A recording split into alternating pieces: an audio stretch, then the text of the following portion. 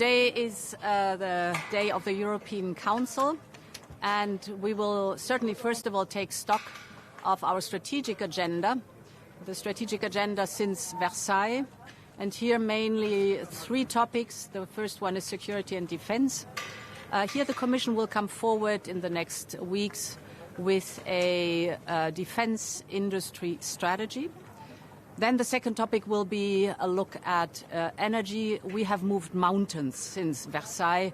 What energy security is concerned, it's amazing to see how we got rid of our dependency on Russian fossil fuels, but also the huge leap forward in the investment in renewable energies.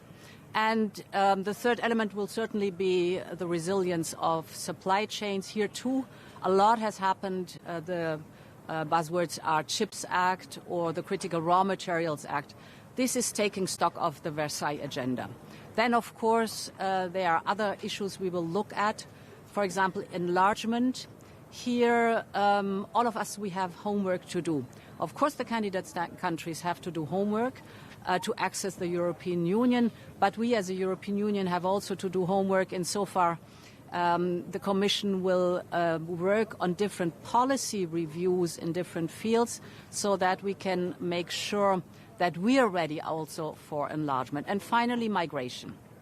In migration, first of all, 2 days ago, we had a big success with the agreement in Council for the crisis management, because this was an important piece of the puzzle, the whole puzzle of the Migration and Asylum Act. So now the probability is very high, and I'm confident that we will bring it over the finish line.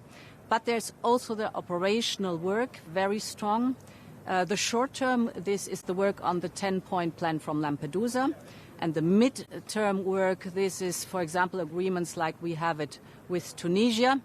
And here is important that we also look at the structural improvements, comprehensive partnership with the countries of transit or of origin, investment in these countries, and also the establishment of legal pathways and humanitarian corridors. The better we are with legal pathways and humanitarian corridors, the stricter we can be and have to be with the return of those who are not eligible for asylum. Because one thing must also be very clear, we have our international obligations, we will fulfill them, we have done that in the past, we do this now, but we as Europeans will decide who comes to Europe and under what circumstances, and not the smugglers and traffickers. Madam President, yesterday you met with Georgian Prime Minister as we are waiting for Commission and decision and recommendation for European Council. What will be your main message today for Georgian people? Yes, we have taken stock of the progress in Georgia. Lots has been done. A lot is still to do.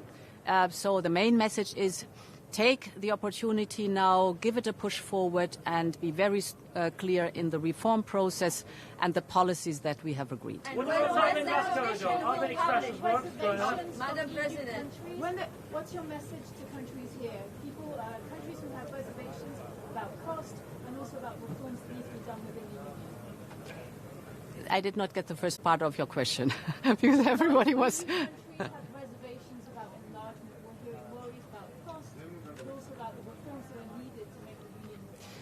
We have a long history of enlargement, and yes, I understand that those who join the European Union have to be ready to join.